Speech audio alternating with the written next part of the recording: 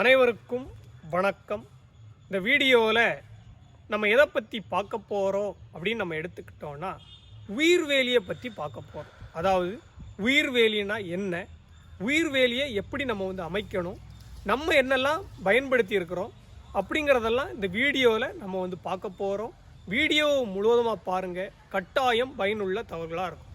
பொதுவாக உயிர்வேலி அப்படிங்கிறது குறைந்த செலவில் நம்ம நிலத்தை பாதுகாக்கிறதுக்காக பயன்படுத்தக்கூடிய ஒரு வேலி தான் உயிர்வேலி. அதாவது நம்ம நிலத்தை மட்டும் இல்லாமல் நம்ம நிலத்தில் பயிரிட்டிருக்கக்கூடிய பயிர்களையும் பாதுகாக்கிறதுக்காக பயன்படுத்தக்கூடிய வேலி தான் உயிர்வேலி. அதுக்கு ஏன் உயிர்வேலி அப்படின்னு சொல்கிறாங்கன்னா, உயிருள்ள தாவர பாகங்களை பயன்படுத்தி நம்ம வேலியை அமைக்கிறதுனால அதுக்கு உயிர்வேலி அப்படின்னு பெயர் வச்சிருக்கிறாங்க.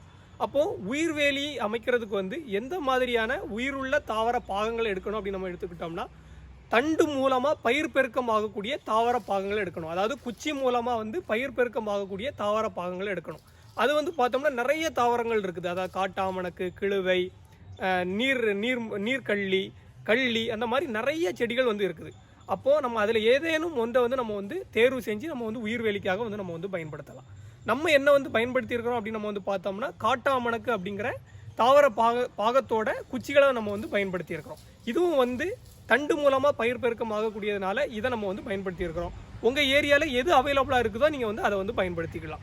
பொதுவாக உயிர்வேலிக்காக பயன்படுத்தக்கூடிய தாவர பயிர் பாகங்கள் எந்த மாதிரியான குணாதிசயம் உடையதாக இருக்கணும் அப்படின்னு நம்ம பார்த்தோம்னா, அது ஒரு புதர் போன்ற தோட்டம் அளிக்கக்கூடியதாக இருக்கணும், இல்லை அது நேராக வளர்ந்து போகக்கூடிய தன்மை கொண்டதாக இருக்கணும். அந்த மாதிரியான தாவர பயிர் பாகங்களை நீங்கள் தேர்ந்தெடுக்கணும். அதில் முக்கியமாக குறிப்பிடத்தக்கது என்ன அப்படின்னு நம்ம எடுத்துக்கிட்டோம்னா, அது வறட்சியை தாங்கி வளரக்கூடியதாக இருக்கணும், பூச்சி நோய் தாக்காத தாவரங்களாக இருக்கணும். அந்த மாதிரியான தாவர பயிர் பாகங்களை நீங்கள் உயிர்வேலிக்காக நீங்கள் தேர்வு செய்யலாம். நம்ம காட்டாமணக்கு அப்படிங்கிற குச்சியை நம்ம தேர்வு செஞ்சுருக்கிறோம். அதை எந்த அடிப்படையில் நம்ம பயன்படுத்தி இருக்கிறோம் அப்படின்னு நம்ம பார்த்தோம்னா, ஒரு அடிக்கு, அதாவது வரிசைக்கு வரிசை ஒரு அடி அப்படி வீதத்தில் நம்ம நடவு செஞ்சுருக்கிறோம்.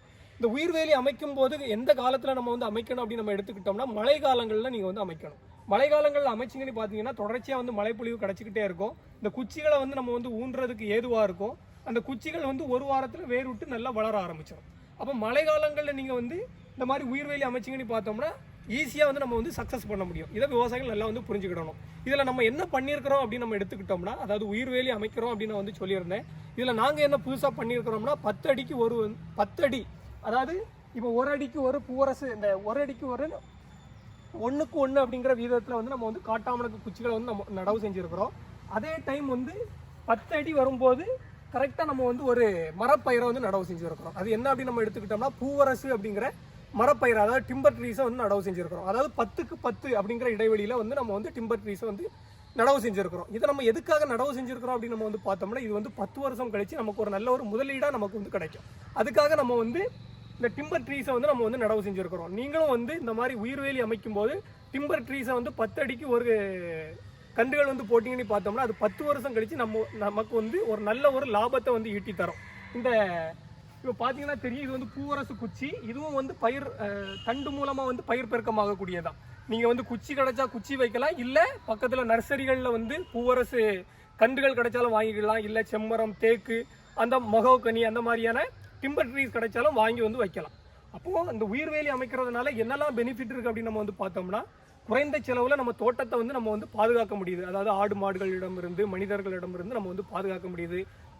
அதோடு மட்டும் இல்லாமல் 10 வருஷம் கழித்து நமக்கு நல்ல ஒரு லாபத்தையும் ஈட்டி தருது. இந்த உயிர்வேலி நம்ம இப்படி அமைச்சோன்னு பார்த்தோம்னா நல்ல ஒரு லாபத்தை எதிர்பார்க்கலாம். அதாவது உயிர்வேலி அமைப்பதற்கான காரணம் என்ன அப்படின்னு நம்ம பார்த்தோம்னா, இன்றைய காலகட்டத்தில் நம்மளால் டைமண்ட் கட்டு வேலி போடுறதுக்கோ, இல்லை சிமெண்ட் வச்சு காங்கிரீட் சுவர் எழுப்புறதுக்கோ, இல்லை முள்வேலி போடுறதுக்கோ நம்மக்கிட்ட போதிய அளவில் பணம் இருக்காது.